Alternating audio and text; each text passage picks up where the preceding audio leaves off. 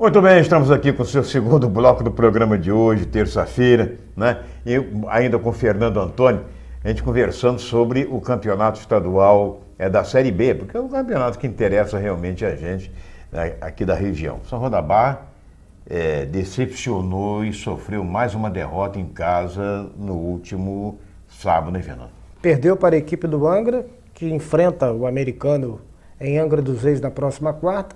O grande problema do Esporte Clube São João da Barra é que antes a prefeitura dava um suporte. Exato.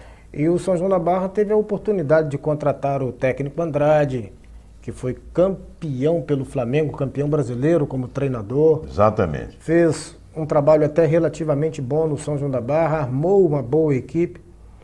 Mas depois que a prefeitura teve que fazer alguns cortes e a verba que o São João da Barra recebia foi cortada em mais de 50%, o São João da Barra passou a não ter condições de investir e o reflexo dessa falta de investimento está nos resultados do São João da Barra. Uma equipe que não tem hoje, na minha concepção, mais chances de chegar. Eu com todo carinho que a gente tem com os sanjoanenses, tanto você vê que apenas 400 e poucos torcedores compareceram lá ontem, lá no sábado, e a gente fica... o Índio, por exemplo, que foi jogando no Goitacás ano passado, filho do Índio, grande cabeça de área do Americano durante muitos anos, o Índio foi expulso no jogo passado, é um desfalque para a próxima partida, que vai ser fora. Quer dizer, o São João da Barra tem que segurar o pé para pelo menos se manter na Série B. Infelizmente, é o que a gente tem, né? Está vendo aí. O futebol hoje vem se modernizando. E se você não tem condições de contratar grandes jogadores, você tem que ter pelo menos um suporte da base, porque você cria a identidade do atleta com a equipe que ele defende. O que nós falamos sobre o jogo do Americano no domingo? Que o Americano não teve a vibração que deveria ter, não teve a força de vontade que deveria ter, e o exemplo que nós demos com relação ao que aconteceu domingo se refere ao fato de você ter um time com vários jogadores de fora. Nós temos aí 4 jogadores que vieram do futebol pernambucano, nós temos atletas que vieram do Barra da Tijuca, do Nova Iguaçu, do América. Nenhum jogador com identidade dentro do Americano, a não ser o Nixon, que entrou no segundo tempo. Fora o Nixon, todos os jogadores de fora. Então, a gente fala assim, esse é o chamado time de aluguel. O cara não está comprometido totalmente. Ele não tem raízes aqui. Tem alguns que têm senso de profissionalismo e que jogam com garra, com vontade, independente de ser da região ou não. Mas é difícil. Nós temos hoje no elenco, né? Ele não pôde jogar domingo porque estava cumprindo suspensão imposta pelo 3º cartão amarelo. O Espinho, o Juan Souza. É excelente. Esse é da casa, exatamente. Da região de Goitacazes. Isso. Perfeito? Então você vê que o espírito é diferente, a vontade é diferente. O cara tem família aqui, tem identidade aqui, ele se esforça muito mais. Você tendo um suporte da base, você tem condições de fazer uma boa competição. Mas isso requer tempo.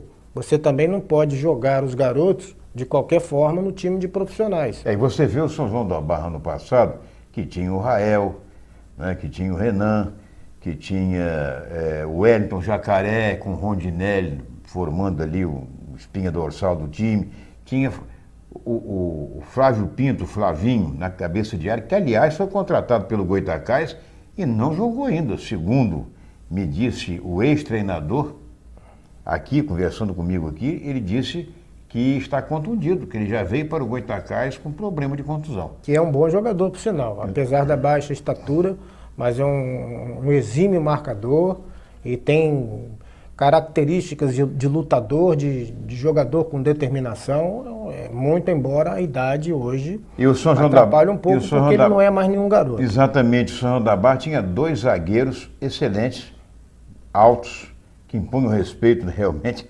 excelentes jogadores. Tinha o Sassá na lateral direita, que era o titular, na verdade, e agora o São João da Barra está em 8º lugar no grupo dele, no grupo A, que é o mesmo de Americano e Goitacás, com 8 pontos, e o São Cristóvão já encostou com 7. Quer dizer, é meio complicado, né? Ô Luiz Cândido, você é de uma época áurea do nosso futebol, do nosso rádio esportivo, em que você via, por exemplo, o Americano e Goytacás contratar vários jogadores de fora e quando os resultados não eram alcançados, tanto o Goytacás quanto o Americano terminavam as competições com a base da casa. Isso. Eu me lembro perfeitamente, numa época de 1983, que o Americano saiu da taça de prata para a taça de ouro, que o presidente Alceu Teixeira se reuniu com os jogadores no centro do campo e também com o vice de futebol João no banco e disse o seguinte: o Americano não tem mais dinheiro para contratar ninguém, porque foi quando foi feita toda aquela reforma no estádio, no Godofredo Cruz, né, em que o Americano teve que concluir aquela arquibancada à esquerda das cabines de rádio e fazer obras emergenciais numa pista de atletismo, etc. do Corpo de Bombeiro. Aí o que acontece? O Americano disputou o campeonato naquela época com a base da casa.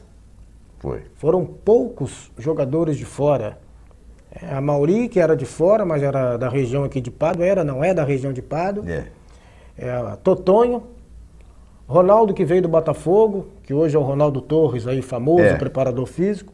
Oliveira, que tinha subido da categoria de juniores para o profissional. E César, que veio junto com Oliveira. Exatamente. César, lateral esquerdo. Índio, Maguinho e Fazoli. Eu não tenho certeza até se o técnico era o Pinheiro. Luiz Alberto. Luiz Alberto, que jogou inclusive no Americano, no time de 76, de zagueiro. No Enia Campeonato. Exatamente. E depois formou dupla de zaga com o Luizinho, disputando uma primeira divisão do futebol do Rio. E teve uma grande empatia com a torcida do Americano. E uma primeira divisão do futebol brasileiro. Então o meu campo era Índio, Maguinho e Fazoli.